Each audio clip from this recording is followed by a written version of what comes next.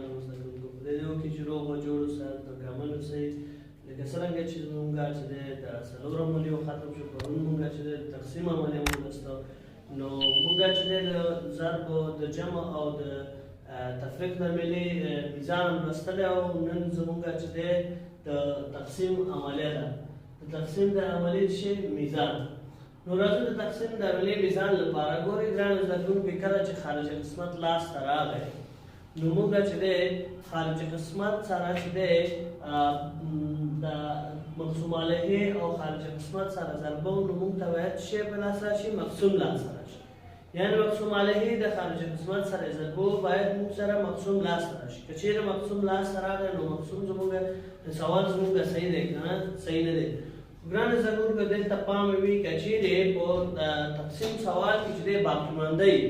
نو دلته چې دی باقي مانده چې کله چې ضرب عملي میزان لاسته راغی جواب یې لاسته راغی نو دې سره چې دی څه کېږي باقي مانده جمع کېږي راځو یو مثال حل وکړو مثلا ګورئ یو لنډ مثال پکې به حل کړم 9 تقسیم پر 2 ګورئ ګرانو زده کوونکو دا مثال کې چې دی مثال درته حلوم درې په موږ ویل چې د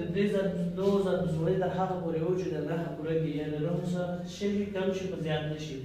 15 پر 2 کې چې دی لس کېږي نو څلور به وو څلور په 2 کې څو کېږي 8 کېږي نو دلته لاسته راغی څو یو نو ګرانو زده کوونکو د دې د میزان له خاطره موږ وویل چې خارجي قسمت زموږ چې څه لاسته راغی دا په شی کې ضربه په مقسوم علیه کې ضربه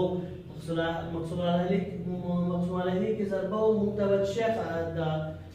مقسوم به لاسته راځي که مقسوم لاسته رانغی دلته ګورئ زموږ په دې کې باقي مانده شته دی نو دغه باقي مانده ورسره څه کوو جمع کوو اول دا دواړه ضربه وو مثلا څلور ضرب د 2 مساوي کېږي څو سره 2 په څلور کې 8 اوس دلته چې دی زموږ چې دی جمع یو زموږ باقي مانده ده دا باقي مانده ورسره جمع کوو یو 8 څو کېږي 9 زموږ چې دی څه شو د دې سوال چې حل مقسوم علیه سره چې دی ګورئ د دې میزان د دې ضرب عملي حاصله سره د باقي مانده د جمع زموږ مقسوم سره یو شی نو مقسوم سره چې شو زموږ چې د سوال هم صحیح حل کړی دی راځو یو بل مثال ته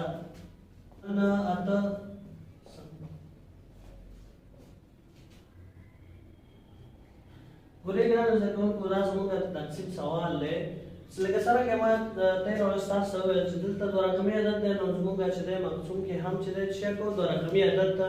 به انتخابوو نو د 10,000 تر هغه پورې پوره کړو چې دلته دوه رقمي و نو 3 اتیا کېږي نو اته په لسو کې څو کېږي اته په لسو کې چې دی د اتیا شو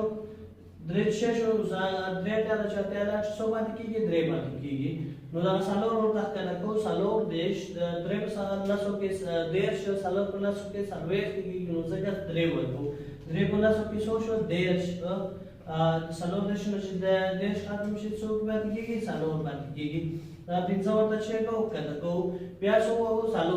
څلور په لسو کې 40 15 چې باقي راځي 15 نه چې صفر لاړ شي بېرته ما 15 څلور نه چې څلور خلاص صفر پاتې دی صفر راښکته کوو اوس ووهو 15 په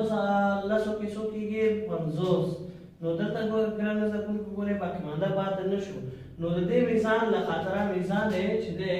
میزان لپاره موږ وویل چې د خارجه قسمت لیکو چې څه شی دا په شی کې ضربه مقسوم کې ضربه مقسوم علیه کې ضربه مقسوم علیه زموږ څو دی 10 راځو اول په صفر کې صفر په 15 کې صفر صفر په څلورو کې صفر صفر په دریو کې صفر صفر په 8 کې صفر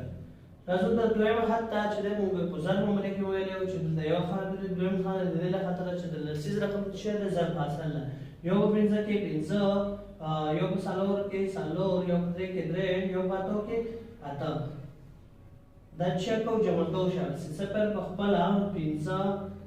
څلور او صفر څلور درې او صفر څو کېږي 3 خپل 8 ګورئ شامل دا کوم د جمع حاصله چې د ضرب حاصل چې لاسته راغلی دی دا زموږ د مقسوم سره چې دی یو شی دی نو موږ وایو چې دا سوال چې صحیح حل شوی دی دا اوس زموږ چې دی د تقسیم د عملي مثال نو که چیرې زده کوونکو په دې کې سوالونه حل کړي چې پوښتنې پیدا کېږي نو پوښتنې چې دی کمنټ کوي نو انشاءالله موږ به ستاسو پوښتنې حلوو. د لا نورو ښو ویډیوګانو لپاره زموږ چینل افغان لمټک سبسکرایب کړئ.